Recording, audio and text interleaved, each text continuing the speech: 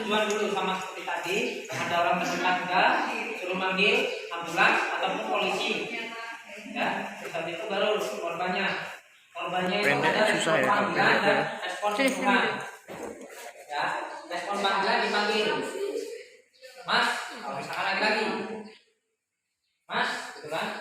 Kita dengar karena dia korbannya bisa ini, metodenya bisa. Kalau Pak, nengok sini aja apa Pak? Malu kan? Makanya Mas jangan merem. Di sini boleh sambil gini.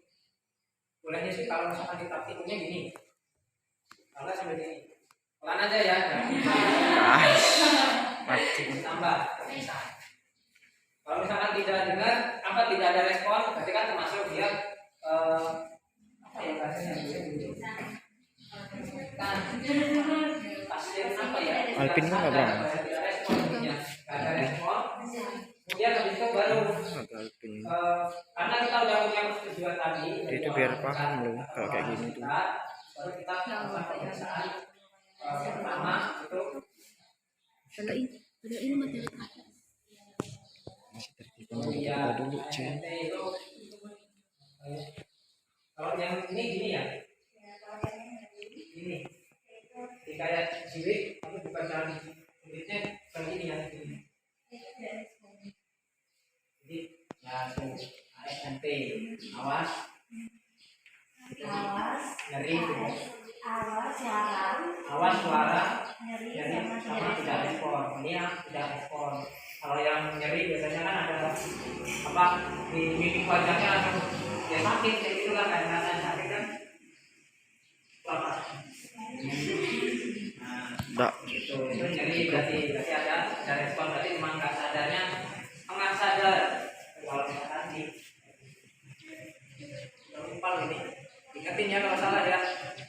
Kemudian kalau sudah seperti ini baru pemeriksaan namanya kayak gitu itu. jalur napas. Periksa jalur napasnya. Pakainya dia angkat dari angkat jalur. Orang aja ya karena ya jadi posisinya seperti ini akan iya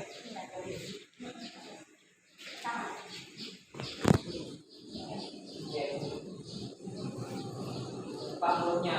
Soalnya dia lagi praktek aja, gak enak kan mau buka mulut orang. Iya. Tapi kalau misalnya dibuka, itu dilihat di dalamnya ada nggak sesuatu kayak makanan ataupun ya siapa tahu aspalnya kemakan kan. Kalau misalnya di jalan ada batu-batunya, nggak tahu kan?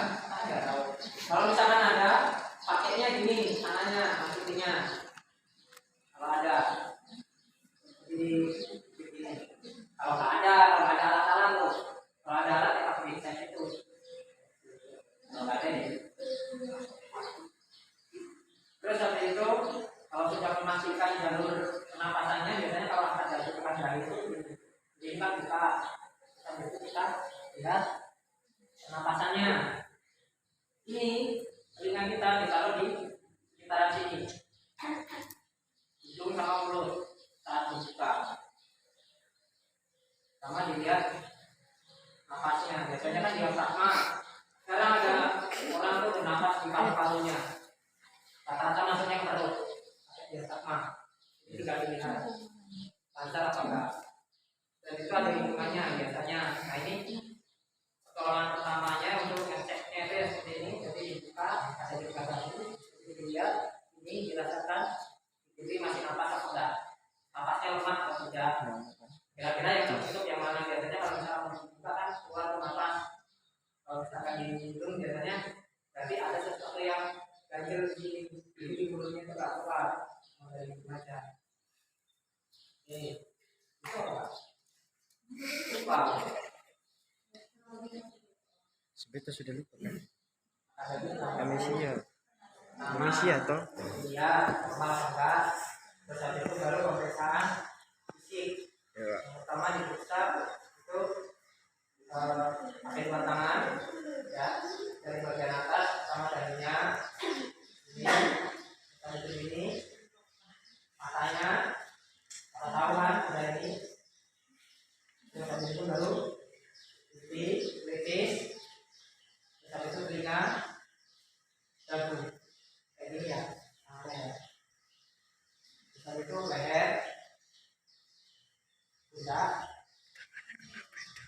Ya. Kalau perempuan jangan kayak gini. Ya secukupnya aja kalau perempuan. Ya, Pak. Kalian tahu lah gimana. Ya. Pokoknya gini. Terus itu kalau mau di sebelah sini, ya kalau sebelah tangan, sebelah sini aja, sebelah sana. Ini.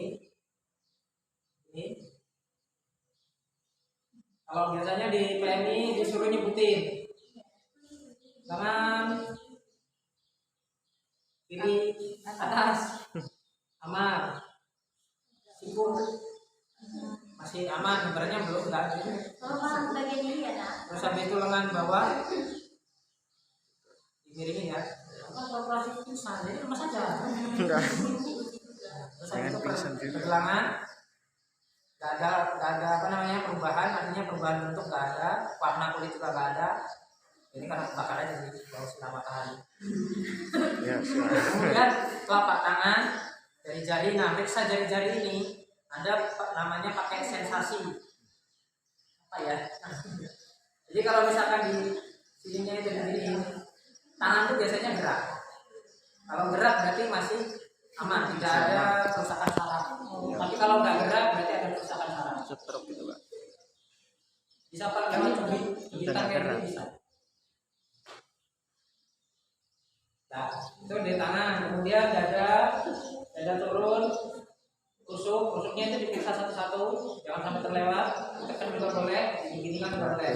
Itu caranya. Kemudian habis itu perut ini biasanya kalau di dalam kecelakaan itu ada yang isi kayak pembung kayak gitu, terus ada yang normal juga masih ada. Kalau normal berarti nggak ada perubahan yang terjadi. Panggulnya digoyang, ya panggulnya digoyang. Kemudian baru pemeriksaan tungkai kiri atas, ya. Habis itu lutut, tungkai kiri bawah, pergelangan. Lemas, Bro. Kalau misalkan ada perlawanan kayak gini berarti ada sakit. Kalau misalkan Kamu sakit berarti, Bro. kemudian baru apa ini punggung kakinya, terus habis itu baru jari-jari aman, itu periksa sensasi. Kalau dia gerak, berarti kan normal. Normal. Itu pemeriksaan fisik. Ya. Terus habis itu ada namanya pemeriksaan yang apa ya? Aku lupa. Nanti dulu kan. Namanya itu pemeriksaan denyut nadi. Ibu. Apa tahu? Ada. Masuk aja. Nah, denyut nadi ini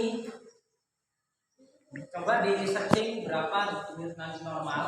Jadi boleh pakai tangannya gini, tapi oh ya, jangan pakai jempol. Bapak lupa. Yang jempol ini punya denyut nadi sendiri nih. Jadi makanya unjuk. Ya. Ya, jadi di sebelah dalamnya tangan, sebelah luar dalam. Ya, jadi sebelah sini, sebelah luarnya yang diperiksa. Tekan. Kan rasa denyut nadinya. Dilihat hitungan waktunya 1 menit. Dalam 1 menit itu ada berapa denyutan? Di atas 80 kayaknya normal, yang di atas 90 yang nggak normal. Yang normal itu 70 sampai 90 kalau nggak salah ya. Nanti dicek. Tanya kalau dalam. Ya, coba. Kalau sudah tidak ada, sudah pernapasan sudah, kita cek lagi. Jadi penilaiannya teratur. Cek secara teratur untuk denyutnya sama pernapasan.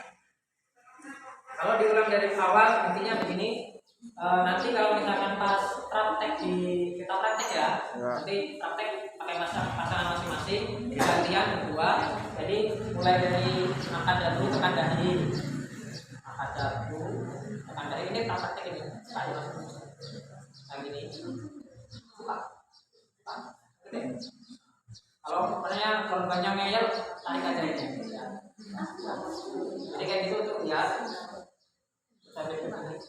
Pemeriksaan dari alis, mata, terus habis itu pipi sama hidung, pipi, terus habis itu bentuk telinga, tangan bawah, orang atas kan bisa diperiksa sambil sama pipi, tangan bawah, leher, pundak, lengan kiri atas, siku, lengan kiri bawah, pergelangan tangan, jari-jari, kemudian sini lagi, bengkak ya, harus bengkak. Lengan kanan atas, siku, lengan kanan bawah, pergelangan, telapak tangan, jari-jari, dada, tusuk, perut, panggul, lengan tungkai kanan atas, lutut, tungkai kanan bawah, pergelangan, kaki, jari-jari, tungkai kiri atas, lutut, tungkai kiri bawah, pergelangan, kaki, jari-jari. Kalau sekiranya sudah langsung dalam pemeriksaan seperti ini, kalian menemukan ada yang keanehan bentuknya ataupun ada luka luarnya, langsung lakukan pembarutan. Kalau dia patah tulang, baru pembidayaan. Pembidayaan hanya dilakukan pada patah tulang. Kalau selain itu, lakukan aja pembarutan. Ya, ada pertanyaan sampai sini? Kalau misalnya lukanya dalam itu kita nggak tahu. Perubahan warna. Jadi kalau luka dalam kan memar, namanya luka dalam itu memar, perubahan warna. Kalau misalkan pakai baju seperti ini, ada dua kondisi. Kalau dia tidak respon, artinya memang benar-benar pingsan dan tidak sadarkan diri, memang sulit untuk nyari yang luka lebam atau luka dalam itu tadi. Tapi kita bisa lihat dari perubahan bentuk tubuhnya. Biasanya pada saat kita gini, rasa agak gede sama yang sebelah. Tidak mungkin kan ada orang yang sebelahnya lebih gede dari sebelahnya kanannya. Logikanya di situ aja untuk lebam. Jadi bisa tetap tahunya lewat itu, atau mungkin tadi korbannya nyerinya dapat begini langsung kayak kesakitan. Nah, berarti dia masih sadar. Saat kita meriksa kayak gini kok kita megang yang sakit, pasti dia nyeri lagi. Rasa nyerinya. Enggak, lakukan penolongan pertama. Kalau misalkan dia lukanya kayak gitu, tarik es, kompres, sambil tetap diusahakan dibangunin supaya enak melakukan pindahnya. Tapi kalau misalkan nggak bangun-bangun, udah lakukan di situ aja. Kalau misalkan semua tulang ini tadi pemeriksaan fisik udah aman, baru kita pindahkan. Jadi selesai pemeriksaan fisik baru dipindahkan. Ada caranya sendiri juga. Nah, ini yang belum diperiksa apa? Tulang belakang.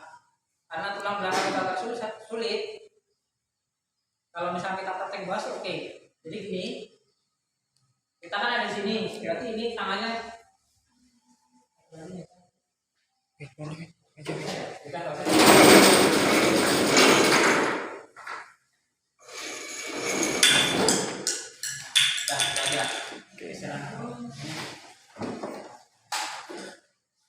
Tangannya itu diambil, lurus miringnya ini di bawah ya. Terus habis itu sebelum ini walaupun kita ambil, taruh di pipinya. Ini. Ya, dibuka pakai pipi. karena saya diganti dulu anjir. Ya, ini terus ini kakinya dilurusin, satunya ditekuk. Nah, ditekuk. Jadi kan nanti ini kan turun gini. Ya, ini adalah posisi baring apa ya istilahnya? Lupa. Isinya ini posisi nyaman.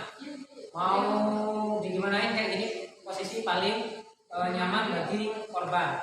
Kalau dia nanti muntah, tinggal muntahin. Artinya pernapasannya nggak terbuka. Kalau misalkan ada yang ganjel, dia bisa keluar sendiri. Kemudian diperiksa itu tulang belakangnya itu satu-satu, cek ada yang geser apa enggak. Tulang belakang ini kan satu-satu kayak buku, jadi dicek satu-satu. Kalau sudah tidak ada, baru balikin lagi.